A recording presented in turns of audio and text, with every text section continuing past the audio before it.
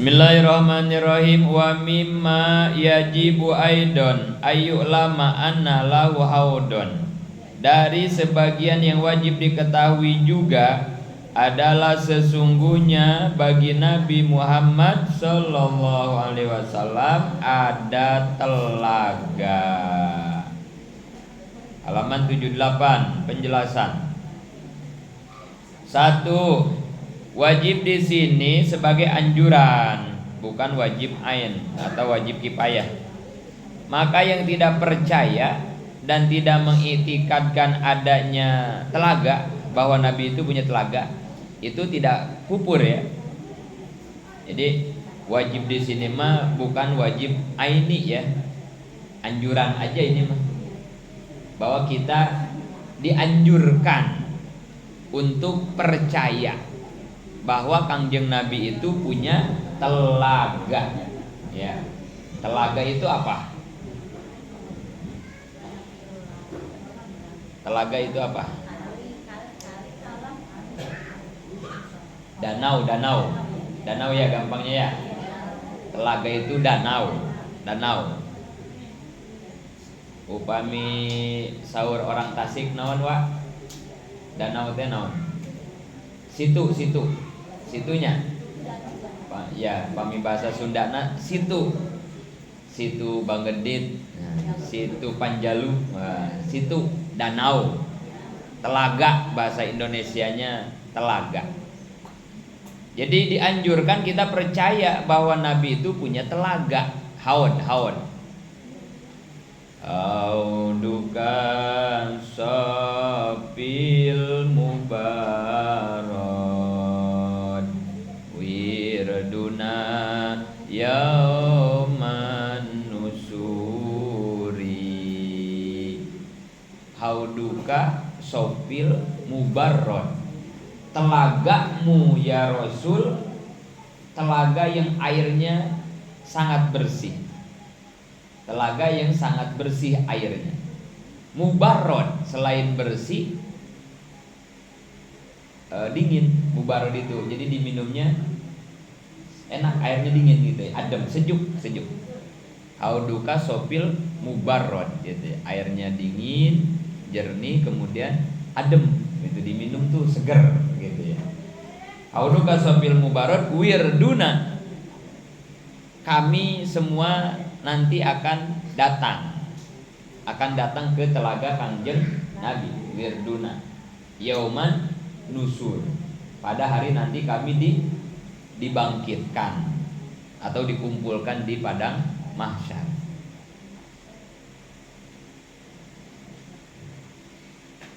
Padang mahsyar itu satu tempat ya, satu tempat di mana kita nanti semua dikumpulkan, padang mahsyar atau alam mahsyar. Jadi nanti kan kita dibangkitkan ya, kita dibangkitkan dari kubur masing-masing, dibangkitkan dari kubur masing-masing. Setelah dibangkitkan kemudian kita dikumpulkan di satu tempat, namanya padang mahsyar ya, alam mahsyar. Padang mahsyar, alam mahsyar, tempat berkumpul semua manusia, yang mana jarak matahari dengan kita itu di padang mahsyar cuma satu tumbak. Jaraknya ya, matahari sama kita ya satu tumbak, 3,5 meter ya, setombak itu kurang lebih ya. Gak usah dibayangin ya, gak usah. Ini gak usah dibayangin karena ini urusan akhirat. Artinya apa? Di situ Allah akan membuktikan janji-janjinya. Karena ya Allah, ini sering-sering direnungi, hal-hal semacam ini sering-sering ditapakuri, diingat-ingat. Ya Allah. Tapi kalau kitanya belum tahu, maka gambarannya dari hadis, dari Quran, kita susah nanti bertafakurnya ya. Maka dengan ngaji kita jadi tahu kan gambarannya, nih gambaran ya. Ingat, bukan untuk dibayangin, jangan. karena nggak bakal kebayang akhirat mah, nggak bakalan ya. Tapi yang penting itu bukan dibayangi tapi direnungi, ditafakuri. Urusan akhirat mah begitu ya. Kalau dibayang-bayang mah nggak kuat. Otak kita, akal kita nggak bisa membayangi urusan akhirat, nggak bisa. Surga kayak apa ya, nikmatnya surga ya. Katanya nanti ada kali di surga itu ya. Kalinya itu yang satu kalinya dari susu, terus ada kali dari madu, ada lagi kalinya dari arak, homer, ada juga dari air tawar. Ada 4 tuh ya di surga tuh kali ya. Karena kalau yang kali dari air susu banyak amat semut ya nanti ya. Jangan dibayangin ya, nggak bisa dibayangin, jangan. Lagian juga bukan susu kayak di dunia, susu sapi, susu Indomie, bukan. Udah susu surga, air susunya air susu surga. Madu, lengket amat ntar ya, madu. Jangan dibayangin madu orang Baduy, ini bukan madu nyeruan, bukan odeng, bukan. Ini madu surga. Apalagi yang laki-laki yang suka mabok. Wah, di surga ada arak ya katanya ya. Ada sungai dari Homer ya. Wah, ntar gua mabok sepuasnya dah. Gua ngojay di arak sambil mabok. Jangan, nggak bisa dibayangin ya, jangan ya. Udah aja yakini, imani, jadikan bahan tafakuran.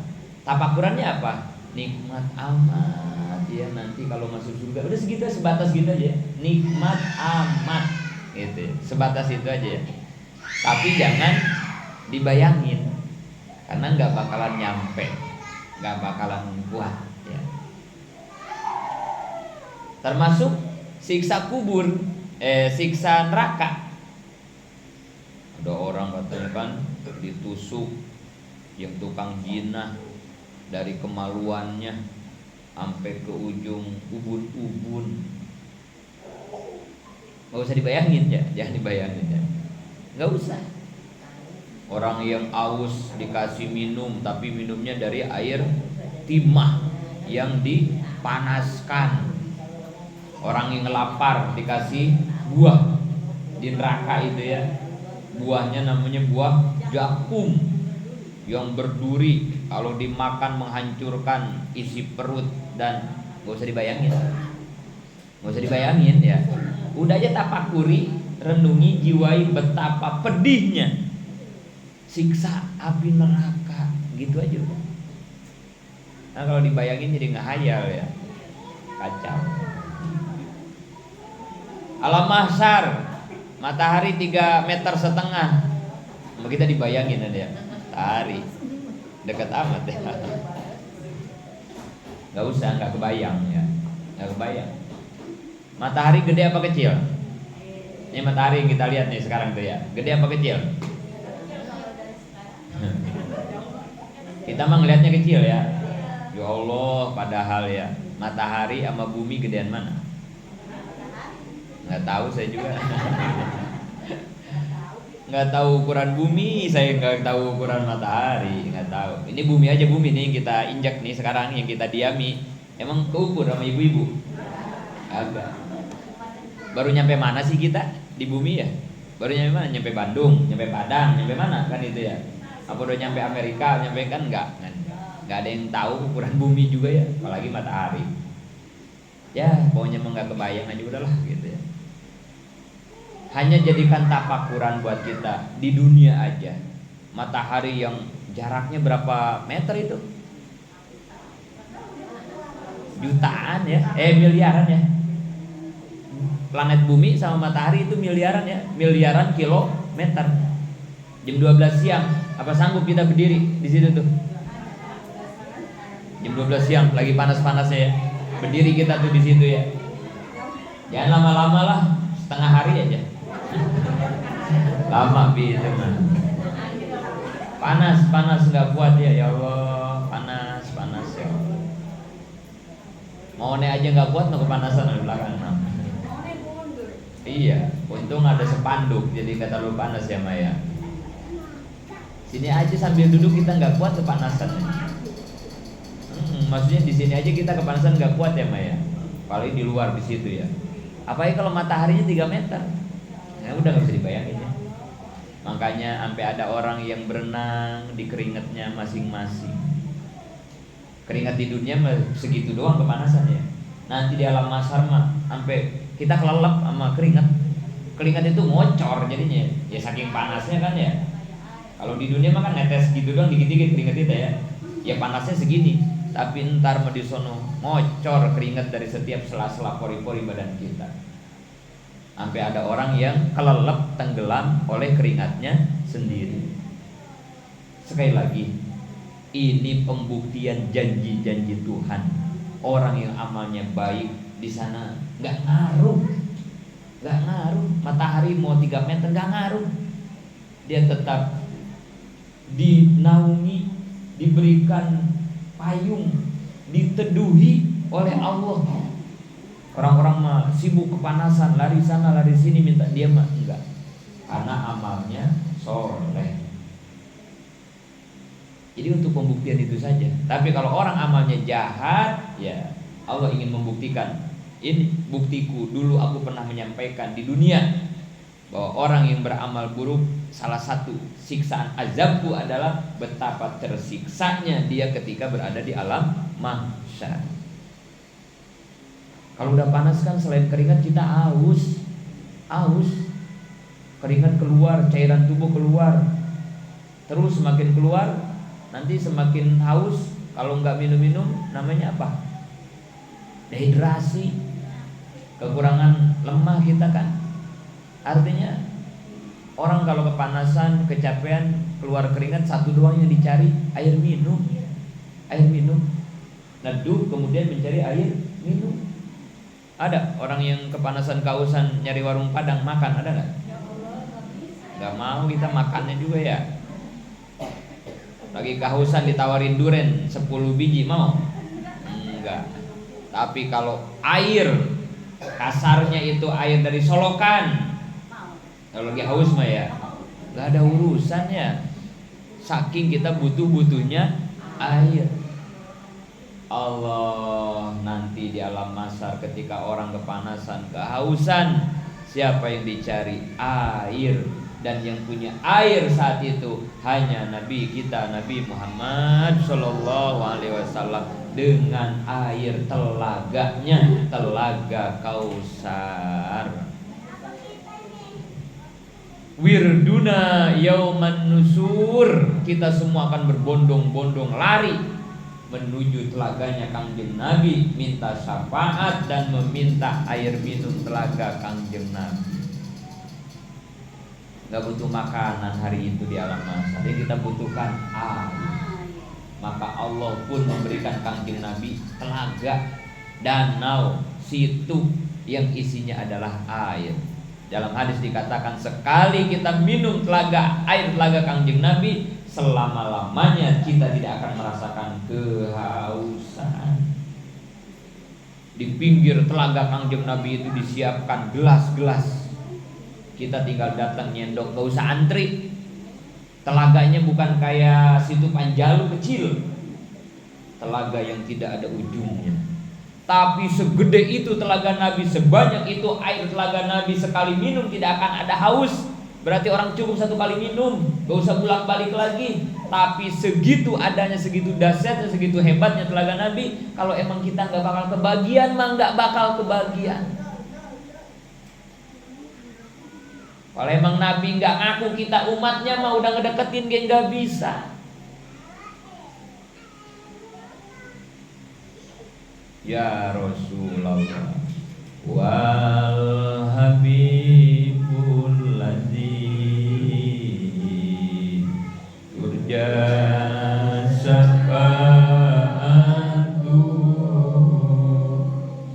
likulli hauli minar ahwalimu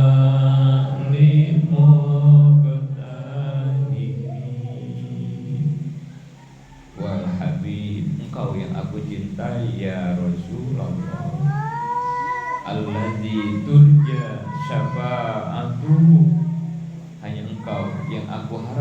syafaatnya ya Rasulullah. Likulli haulin, dari semua kepanikan, likulli haulin minal ahwali muhtahim, dari semua kepanikan yang terjadi nanti di alam mahsyar, dari semua ketakutan, dari semua yang mengerikan, likulli haulin minal ahwali muhtahim. Gak ada yang kita pinta pertolongan pada hari itu kecuali pertolongan syafaatnya baginda Nabi Muhammad Sallallahu Alaihi Wasallam.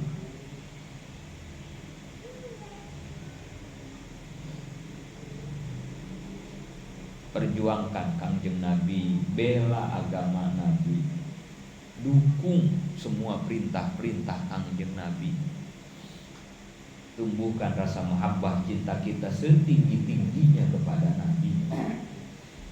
Karena nanti gak ada yang bisa nolongin kita, guru, orang tua, anak, tetangga, gak ada, suami, gak ada. Hanya baginda Nabi yang bisa nanti menyelamatkan kita.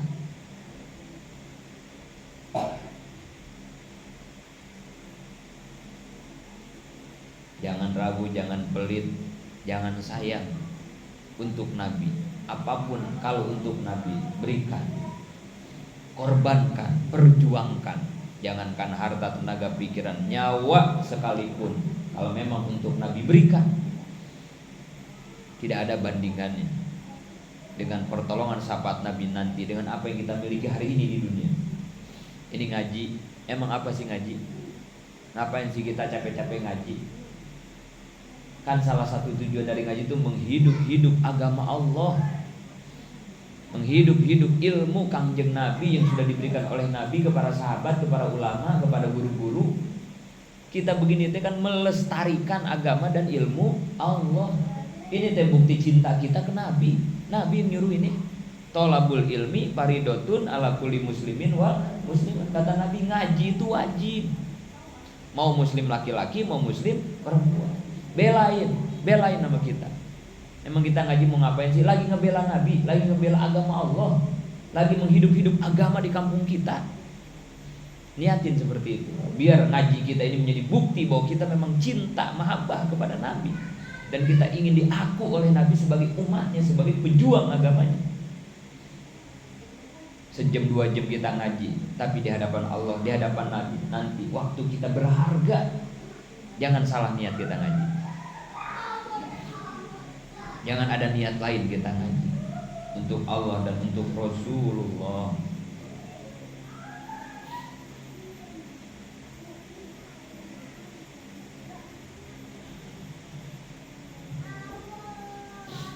Tidak mengitikadkan, tidak kubur, hanya pasik. Karena dalam keterangan Nabi Isa diberi wahyu oleh Allah bahwa Nabi Muhammad di akhirat nanti akan diberi telaga yang panjang ukurannya 1 matla. Oh ini ada ya, 100 km. Di pinggirnya terdapat cangkir-cangkir sebanyak bintang di langit. Ya Allah. Airnya warna-warni, rasanya macam-macam. Barang siapa yang minum di telaga ini maka sama dengan meminum minuman surga. Allah. 2.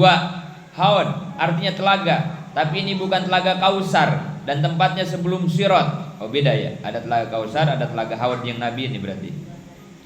Di waktu keadaan manusia sangat haus, setelah mereka dibangunkan dari kubur, mereka berdatangan ke telaga ini. Mungkin para ulama beda pendapat tentang telaga, tapi yang penting harus percaya bahwa Nabi di akhirat kelak diberi telaga yang akan diminum oleh seluruh manusia yang bertakwa. Mudah-mudahan kita semua dapat rezeki bisa meminum telaga Nabi kelak di alam mahsyar. Amin ya Allah. Allahumma sholli ala sayyidina Muhammad wa ala ali sayyidina Muhammad. Barang wa annahu sallallahu alaihi wasallam yasfa'u bi faslil qada. Dan sesungguhnya Nabi Muhammad, semoga rahmat dan keselamatan baginya, dapat memberikan pertolongan dalam keputusan hukum. Kemudian Wajib kita meyakini bahwa Kangjeng Nabi itu mempunyai syafaat, yang mana syafaat Nabi itu bisa memberikan keputusan hukum. Ibu-ibu, nanti di akhirat kita semua akan disidang di depan mahkamah Rabbul Jalil, Allahu Rabbi Jalla Jalaluh. Ibu-ibu jangan takut. Kalau hari ini di dunia ibu-ibu merasa terzolimi, keadilan tidak berpihak kepada kita, ada hak yang tidak diberikan kepada kita, kita mau minta kita tidak mampu karena kita lemah, orang kecil dan lain-lain misalnya, jangan takut, jangan khawatir. Karena sesuatu yang di dunia tidak diselesaikan kata Allah, pasti dijamin di akhirat nanti kata Allah, aku yang akan menyelesaikannya. Gak usah repot-repot ngebalas orang yang nyakitin kita, ngapain?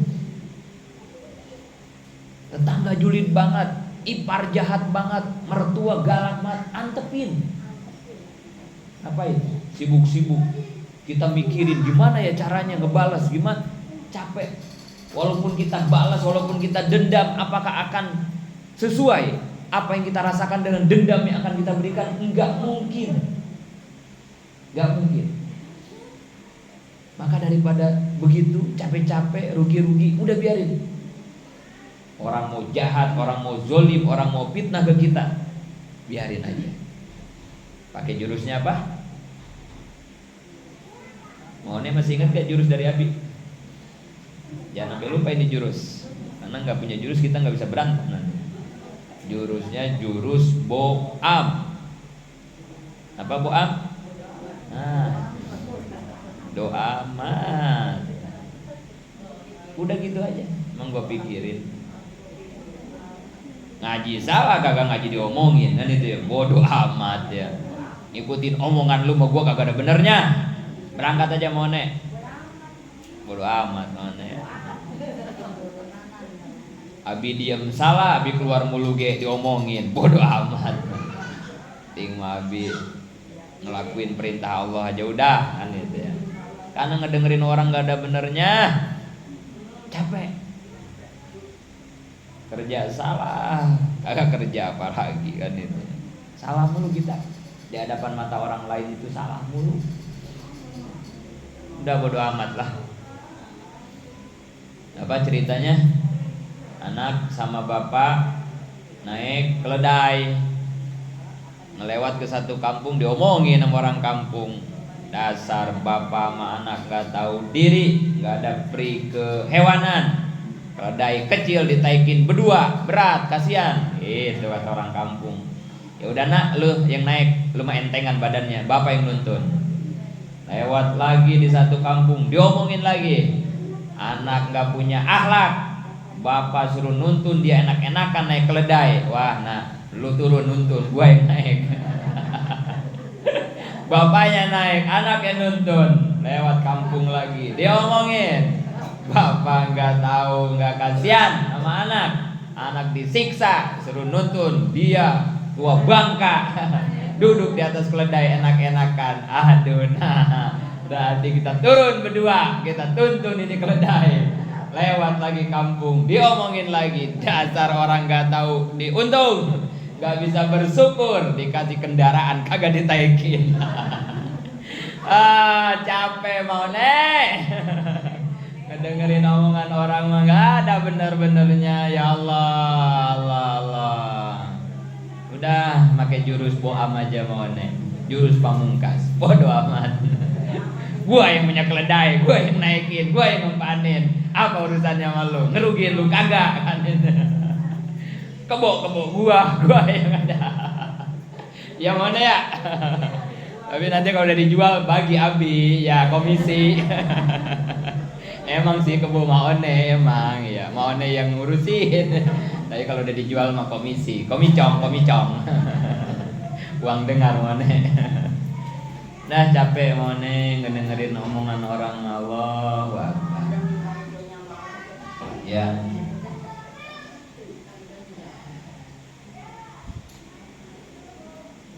Pokoknya asal itu udah benar kerjain, udah gitu hidupnya ya. Asal itu kata syariat agama benar kerjain udah. Peduli sabodo orang mau nganggap kita apa. Karena kita nggak butuh penilaian orang. Yang kita butuhkan adalah penilaian reward, apresiasi dari Tuhan. Kita nggak mau nyari nama, nyari pencitraan, nggak ada bagi kita ya. Emang kita beramal ke siapa sih? Kita beramal kepada Tuhan kok. Emang manusia bisa ngebalas amal kita kan enggak. Ngapain sih nyari-nyari pujian mulu dari orang, capek. Dulu mah kita belum ngaji nggak apa-apa begitu, tapi kan buktinya nggak enak hidup begitu teh, kan begitu ya. Mau ngaji nungguin tetangga duduk di balai. Ayo mone berangkat, udah mau jam 9, ntar lebih itu tetangga belum duduk di balai. Ngapa? Ya biar kelihatan mone rajin. Capek mone, ibadah begitu capek kita. Jadi ketergantungan ke makhluk kalau begitu kita ya. Mau ada tetangga, nggak ada tetangga, waktunya ngaji mah berangkat udah, berangkat. Orang mau tahu mau kagak berangkat. Tadarus pengennya di speaker mulu, ya nggak apa kalau nggak di speaker kagak dengeran saya tadarusan sekampung. Wah, ntar kalau mati lampu nggak ada speaker kagak tadarus ya kagak. Ya capek. Laki punya duit doang bikinin kopi, kira laki bokeh nggak dibikin kopi, kacau. Berarti dia ibadah karena duit suami. Punya uang abang disayang, nggak punya uang abang ditendang. Allah, jangan ya. Sabodo, laki mau galak, mau mancing mulu ke, mau apa ke masa bodoh. Kita waktunya bikin kopi bikinin, waktunya nyuci baju cuciin. Toh yang kita lakukan bukan amal ke suami, tapi amal kita adalah bakti kepada Allah Subhanahu wa taala. Enggak ada urusan sama laki mah. Laki mau lagu apa ke, kewajiban saya bikinin kopi, kewajiban saya masakin, udah. Fokus kepada diri. Ibda bin nafsi. Fokus kepada diri aja udah. Ngapain sih ngurusin urusan orang lain ya? Urusan kita masih banyak banget. Udah fokus aja ke diri. Biarin dia mah jahat, biarin dia mah kesal sama kita. Saya mah enggak mau. Saya pengen baik karena saya sedang beramal kepada Allah. Biarin, nggak ada urusan sama amal orang lain, nggak ada urusan kita. Mau jahat ke mau ngomongin enggak. Biarin, fokus aja kita, sudah. Fokus kepada diri sendiri, perbanyak amal baik, perbaiki diri sendiri. Udah. Hal jazaul ihsan illal ihsan. Toh sekecil apapun kebaikan yang saya lakukan, Allah nggak tidur, Allah mencatat, Allah pasti membalas setiap kebaikan kita. Hal jazaul ihsan illal ihsan. Pasti mone, pasti. Nggak usah diaminin, pasti mone. Diaminin masa sesuatu yang nggak bakal terjadi, diaminin yang mana ya? Ini mah pasti mone. Hal jazaul ihsan illal ihsan. Kita berbuat baik pasti Allah balas kebaikan kita. Kumawa jama anu melak cengek jadi cengek, itu nyawanya. Anu melak bonteng jadi bonteng. Gitu kan nyawanya, cek orang klasiknya. Iya, nggak bakal ketuker. Orang hidup nggak bakal ketuker ya. Dia nanam durian, dia panennya durian. Nanam pisang, panennya pisang. Nggak ada miara kambing, miara kebo, nanti anaknya kambing, nggak bakal mone, nggak usah takut. Urusin aja itu kebo, kawinin itu kebo, ntar beranak pasti anak kebo, nggak bakal anak kambing mone, nggak bakalan. Jangan takut mone, nggak usah. Hidup mah begitu, siapa yang menanam dia yang akan menuai. Nggak ada urusan sama orang. Sekali lagi, hidup kita nggak ada urusan sama orang. Wala tajiru wajiratu wijro ukhra. Nggak ada. Setiap orang menanggung dosa amal orang lain. Nggak ada kata Allah. Setiap kita akan mempertanggungjawabkan amal kita masing-masing. Kenapa hidup didikte orang mulu? Orang yang didikte itu orang pintar apa orang cerdas apa orang bodoh sebetulnya? Orang yang suka didikte itu orang pintar apa orang bodoh? Yang suka didikte. Hidupnya didikte orang pintar apa orang bodoh? Bodohnya pakai banget. Orang yang suka didikte, ngerti nggak didikte? Diatur. Didikte itu diaturan ya. Dulu kita waktu sekolah, maaf, bukan kita ya. Saya sama ibu-ibu beda kan ya. Aduh, jadi saya bilang kita ya. Saya jadi tua ya. Dulu waktu ibu-ibu sekolah, saya juga waktu sekolah kan ada dikte. Dikte itu guru apa tuh? Ngomong. Kita nulis ya, khot imla. Didikte gitu kan ya. Jadi kita teh ngikutin apa omongan orang, ini didikte kan begitu ya. Orang ngomong jelek kita balas. Berarti hidup kita didikte orang. Kayak tadi tuh si bapak-bapak masih anak naik keledai ya. Itu capek hidup didikte sama orang. Coba kalau hidup punya prinsip. Orang cerdas tuh yang berprinsip, mandiri, berdiri di atas kaki sendiri. Jangan mau didikte orang. Bodoh kita. Jadi ustadz gua usaha ngajar jadi ustadz mah. Kalau saya dengerin, ya udah. Iya ya, ustadz mah harus usaha ya. Ngapain saya harus ngajar? Kenapa saya usaha? Saya bisa berhenti tuh usaha. Kalau hidup saya bisa didikte sama orang. Jadi ustadz gua keluar mulu, diam di pesantren, urusin santri. Iya ya. Kenapa saya keluar mulu ya? Selesai saya tuh kalau gitu tuh hidup. Nggak punya pendirian orang kalau didikte. Dikatain, difitnah sama orang, itu kan kita didikte sama orang. Marah kita, berarti kita kedikte. Orang kalau punya prinsip, masa bodoh amat. Lu mau jelek sama gua mah kagak mau kebawa jelek sama lu. Gua pengen jadi orang baik. Masa bodoh lu mau jelek sama gua, mau pelit sama gua, mau baik sama lu, gua mau baik sama lu kan gitu. Besar orang kalau begitu. Besar, berwibawa orang kalau begitu. Tapi kalau kita dibilang bodoh, kita balas lagi, lu yang bodoh. Berarti dua orang bodoh kalau gitu ya. Tapi kalau mau dicaci maki, jelek-jelekin, mau senyum aja. Kata orang, ilmu apa ini mau nih? Biasanya gua gituin marah dia nyap-nyap. Ini kenapa jadi senyum aja? Oh itu Senin ngaji mulu sama Abi. Oh iya. Udah dikasih jurus sama Abi aja. Jadi lebih stabil hidupnya, jadi lebih tenang hidupnya, detak jantungnya lebih enak. Coba orang kalau emosi, orang kepancing, orang kedikte, deg-degan, kan gitu ya, marah. Emang enak hidup begitu? Enggak enak, enggak tenang. Apalagi kalau emosinya tidak terlampiaskan, enak maksudnya ya, enak, kepala sakit kan gitu ya, ngegetar. Allah, nggak enak, Allah Akbar, nggak enak, astagfirullah. Anak Badar, kalau kita kepancing sama anak Badar ya, begitu ya. Ya Allah, kenapa harus begitu sih? Panggil anak kita, kesini Soleh. Tuh santri saya tuh Soleh, waktu itu ya. Itu tuh bawa anak siapa tuh? Gak lama lagi nangis nih. Soleh itu soleh banget itu santri saya itu ya Allah. Iya, soleh banget. Ya kalau ngikutin emosi saya sama Umi mati berdiri. Ya kalau ngikutin emosi ya ngurus ini santri saya yang soleh ini kan ya. Iya di rumah tuh kalau kita ngikutin emosi Abi sama Umi mati berdiri Abi kan ya. Udah mati berdiri Abi udah. Tapi ngapain gitu ya? Hidup kita didikte sama anak-anak soleh semacam ngapain? Tugas saya mengingetin, kalau dia nggak bisa ngaji saya ajarin, selebihnya serahkan kepada Allah. Saya nggak bisa ngasih petunjuk hidayah ke makhluk kok, saya nggak bisa bikin pintar orang kok.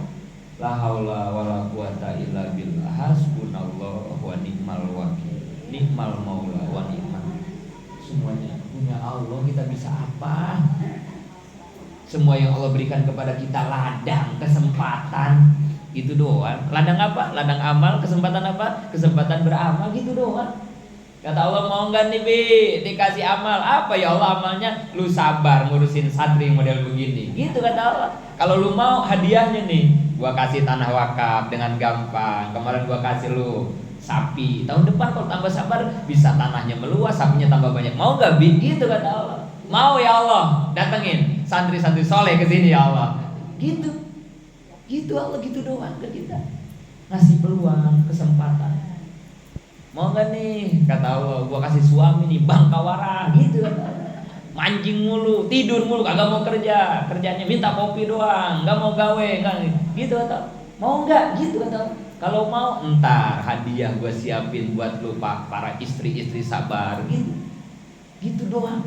Mau gak nih dikasih tetangga yang juli gitu kata Allah. Mau gak? Yang kalau lu beli apa-apa diomongin, mau gak gitu kata Allah? Mau gak? Kalau lu mau, terus lu sabar, lulus, hadiah menanti buat lu sabar menghadapi tetangga model kayak gitu. Begitu doang Allah mah. Emang apa sih? Semua takdir, semua realita kehidupan yang Allah berikan kepada kita baik. Kalau nggak baik, lebih baik. Kalau tidak lebih baik, semakin baik. Begitu doang. Allah nggak pernah ngasih sesuatu yang sia-sia, yang nggak ada artinya. Wa ma khalaqta hadza batila. Apa hasibtum annama khalaqnakum abasa? Enggak. Semua takdir Allah itu pasti baik. Kalau tidak pasti lebih baik. Kalau tidak pasti semakin baik. Pilih aja itu di antara yang tiga. Mau dikasih yang baik, apa yang lebih baik atau yang semakin baik? Saya kalau ngikutin baik, saya nggak kawin sama Umi, asli. Tanya Uminya masih hidup tuh. Tanya, kalau saya ngikutin takdir Allah yang baik, saya nggak bakal dikawinin sama Umi. Enggak. Saya pasti kawin sama pacar saya gitu. Tapi Allah nggak mau ngasih saya istri yang hanya baik, enggak kata Allah. Nggak mau kata Allah. Nggak mau Jin. Nggak mau Bi, nggak mau. Saya kasih kamu istri yang hanya baik, nggak mau. Seminggu menjelang pernikahan dia batalkan tunangan saya kan itu. Seminggu saya mau nikah kan ya, keluarganya datang, dibalikin cincin lamaran, dibalikin duit buat hajatannya. Tanpa ada alasan, tanpa ada konfirmasi, dibatalkan pernikahan saya. Melayang udah saya waktu itu ya, kalau ada baygon saya minum itu ya. Tega kan itu ya. Undangan udah disebar, tenda udah dipesan, emak udah daging udah semua kan ya. Seminggu lagi makin ngebatalin. Tapi karena saya yakin Allah nggak mau ngasih yang baik, berarti Allah bakal ngasih yang lebih baik. Siap, nerima ya Allah, saya terima. Dan saya jemput takdirmu yang lebih baik dari ini. Mana pasangan hidup yang akan kau berikan kepadaku yang lebih baik dari pacar saya yang ini. Dijalankan saya ke guru. Apa kata guru saya? Udah, Jid, kamu nikah sama keponakan saya saja. Ya Allah, asalnya saya mau dinikahin sama santri kayak saya, orang Cianjur, santri biasa. Tapi karena Allah nggak mau ngasih takdir yang baik, dikasih lebih baik anak kiai aja katanya. Subhanallah, dapat anak kiai. Tapi tadi kan ada perjalanan, ada proses, ada ujian, ada tantangan. Mau nggak sabarnya? Mau nggak terima takdir yang seminggu lagi aku gagalkan kata Tuhan? Mau nggak? Kalau mau, oke, aku siapkan hadiah. Tapi kalau kamu gagal, mabok misalnya, gantung diri misalnya, gak kuat nerima takdir, berarti hadiahnya juga gak dapat. Tapi karena alhamdulillah ya, dikuat, didoain sama emak, didukung sama keluarga. Ayo ke guru minta ganti, tanggalnya jangan dirubah ya Jid ya gitu. Masih ingat 26 Februari? Masih ingat itu ya. Karena mau nikah sama dia kan itu ya. Pasti diingat-ingat 26 Februari kita nikah. Ingat. Pokoknya kata emak tanggal 26 jangan dirubah ya Jid. Emak malu kalau harus gagal kan gitu ya. Bisa dibayangin ya para hati orang tua, ibu, terutama ibu saya kan ya. Ya mak, kita berangkat ke Tasik minta gantinya. Pokoknya gitu, ke guru minta gantinya. Dikirain mau dikasih ganti yang biasa-biasa kan. Ya Allah, dikasih yang lebih baik. Begitu takdir Tuhan. Begitu. Nggak ada yang dari baik jadi nggak ada. Maka semakin banyak peluang-peluang, semakin banyak sodoran-sodoran dari Allah, tawaran-tawaran, ambil. Karena semua itu pasti baik. Kalaupun dia yang baik Allah gagalkan, yakini Allah sudah menyiapkan yang lebih baik. Kenapa anak saya nggak diterima lamaran kerjanya? Oh, Allah lagi nyiapin yang lebih baik buat pekerjaan anak saya. Begitu. Positive thinking. Inna Allah hafidhonil abdi. Allah tergantung prasangka hamba. Ini anaknya juga baik-baik ini nih, produk Umi ini.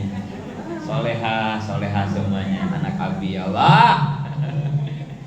Aduh, itu Dede Sofa sekecil gitu ya, udah nagih mau pesantren dia begitu. Kapan Bi katanya pesantren Bi itu? Ada anak ibu gitu.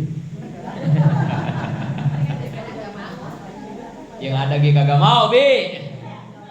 Tadi malam nggak usah disebut namanya lah, pokoknya ini Tahadus bin Ima aja lah, kita berbagi sharing. Tadi malam saya silaturahmi ke satu jamaah. Anak saya mah Bi susah banget di pesantrenin, kata itu jamaah ke saya, ke Umi katanya. Bahkan ketika saya mau pesantrenin, apa kata anak saya? Ibu mau buang saya, gitu. Begitu. Itu anak di mau pesantren sama emak bilang, ibu mau buang saya. Ya susah orang mah pengen pesantren, anaknya susah ya. Susah. Ya Dede Sopwa mah udah be capek sekolah, capek dia baru setahun ya TKA ya. Harusnya dia TKB sekarang ya. Udah capek bi. Mesantren bi, cepetan bi. Allahu Akbar, anak maksa pengen pesantren. Kalau bukan ibunya Umi, nggak punya kayaknya anak kayak begitu ya. Enggak. Ya Allah, emaknya soleha soalnya, jadi anaknya soleha semua ya. Luar biasa. Jangan lihat saya mah siapa kan begitu ya. Umi ya, yang darahnya udah kiai, Umi mah ya. Kalau kita makan sama, saya bersama sama ibu-ibu, saya orang Keranggan ya, nggak ada apa-apanya, nggak ada ya. Nggak ada yang buruk. Kembali lagi ya, jangan takut kalau ada sesuatu yang di dunia tidak terselesaikan. Mahkamah Agung Rabbul Jalil pasti akan menyelesaikan segala permasalahan kita yang di dunia tidak pernah selesai. Nanti di alam mahsyar itu tempatnya. Di dunia gak usah sibuk-sibuk, gak usah capek-capek menuntut keadilan. Nah, keadilan apa kan? Gak ada di dunia ya. Lakinya mau poligami diomelin kan sama kita ya, sama suami sama istri diomelin kan ya. Mau bapak bisa adil apa ya? Kagak bisa, gak bakalan bisa. Emang siapa yang bisa adil? Udah sono mau poligami mas sono kan begitu ya. Kalau lu kagak adil lu yang nanggung sendiri kan begitu ya.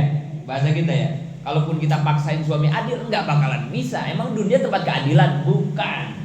Mana tempat keadilan? Akhirat. Surga adalah bentuk kasih sayang Allah, neraka adalah bentuk keadilan Tuhan. Di sono ntar kita mencari keadilan. Di dunia mah kita banyak tidak adil, banyak kecil, biarin. Toh itu juga ladang amal buat kita. Kalau kita sabar diberi ketidakadilan, berarti kan gak hilang pahala kita. Laki jahat, udah. Dan kita jangan mau didikte sama manusia. Biarkan laki jahat, biarkan anak badan, biar kita mah tetap baik. Kenapa kita harus seperti itu? Karena setiap manusia punya energi yang bisa menarik energi orang lain. Gitu ya. Ilmu alamnya begitu ya. Kita ini semua punya energi. Energi cuma ada dua, negatif sama positif. Emang ibu datang ke sini ketarik sama apaan? Ibu nih ngaji tiap Senin ke sini emang ketarik sama apaan? Ya, Allahnya udah jangan disebut, itu udah ketinggian. Pasti, karena Allah pasti. Ada energi positif di tempat ini.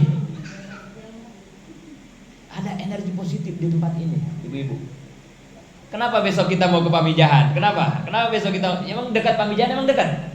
Wah, kenapa kita sampai besok ke Pamijahan? Mudah-mudahan sehat panjang umur. Semua sampai ke Pamijahan, semua sampai ke Miftahul Huda, kita jarah ke Wajengan. Kenapa coba? Kalau nanti kita sampai, kenapa? Jangan mikir saya punya duit, Bi. Jangan mikir saya sehat. Jangan mikir Umi udah mesen bus, Bi. Gak ada itu. Orang banyak yang sehat, orang banyak yang punya duit, gak nyampe-nyampe. Apa yang membuat kita sampai ke sana, sampai ke sini? Ada energi positif yang dimiliki oleh seseorang yang itu menarik energi positif yang ada di luaran sana. Ada energi si Abdul Muhyi Pamijahan, ada energi Wajengan. Artinya apa? Kalau kita sudah menjadi orang baik, berarti kita akan diberi energi baik. Setiap energi baik akan menarik energi-energi yang baik pula. Kalau pengen tahu siapa Maone, gak usah ditanya Maone.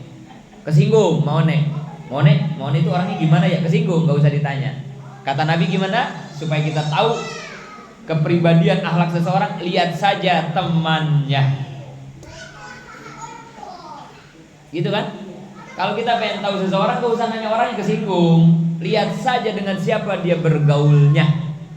Oh, gaulnya sama tukang kambing. Oh ya, udah cukup kita tahu. Oh, temannya tukang mancing. Oh ya. Oh, temannya nggak pernah sholat. Sudah selesai. Oh, ini mah temannya ahli pengajian. Oh ya, begitu. Artinya apa? Ini energi nggak bisa dipungkiri. Setiap kita punya energi dan kita menarik energi kita masing-masing. Al arwah junudu mujannada. Fama ta'arofa minha ihtalafa wa ma tanakaro minha ihtalafa. Karakteristik arwah itu berbatalion, bergrup-grup, bertim-tim. Siapa yang saling mengenal maka saling menyesuaikan. Siapa yang tidak pernah mengenal maka dia tidak akan bisa menyesuaikan. Itulah karakter arwah. Kalau arwah ibu baik, pasti sama Allah disatuinnya sama orang-orang baik. Kalau arwah ibu buruk, diri ibu buruk, hati ibu busuk, maka nanti akan disatukan sama orang-orang busuk. Alhamdulillah. Maka itu hidup jangan ngurusin orang. Gara-gara lu sih, gak ada gara-gara lu, gak ada. Gua yang salah. Gara-gara bapak sih, gak ada gara-gara suami. Emang bininya aja yang kurang ajar. Gak ada. Ini gara-gara Umi sih, gara-gara anak sih gak ada. Emang lakinya aja, suaminya, bapaknya yang kagak benar. Gak ada kita urusan sama orang lain, gak ada. Dia jahat banget sama kita, emang kitanya jahat. Pelit banget sama kita, emang elunya pelit. Kenapa jadi nyariin orang pelit? Kamunya aja pelit. Gak ada cerita orang yang baik, yang ramah, kemudian ditemukan dengan orang. Gak ada. Kecuali hanya ujian. Kalau ujian sih, iya. Orangnya udah baik, ditemuinya orang jahat, ujian. Tapi pada realita kehidupan aslinya manusia nggak begitu. Kalau emang dia ramah, ya ditemuinya orang-orang ramah. Kalau emang dia baik, nanti ditemuinya orang-orang baik. Kalau emang dia suka nolong orang, maka nanti akan dipertemukan dengan orang-orang yang akan menolong dia. Kalau di pertigaan dia suka ngasih, silakan bapak duluan. Kita kalau bawa motor gitu kan, di pertigaan pengen duluan kan, sok. Kita paling sibuk kan? Ngapain? Emang orang kagak sibuk? Emang kesibukan kita lebih sibuk daripada orang lain? Ngapain? Enggak. Di pertigaan macet kan gitu ya, orang pada buru-buru. Silahkan, biarkan orang jalan dengan nyaman selamat. Kasih kebaikan, kasih amal. Untuk apa? Nanti ketika kita benar-benar lagi sibuk, benar-benar lagi terburu-buru, Allah akan balas.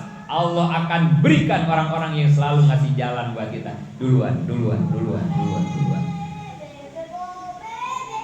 usah ngomelin orang di pertigaan. Orang duluan pun nyerempet. Ngamuk kita kan ya. Gak usah begitu.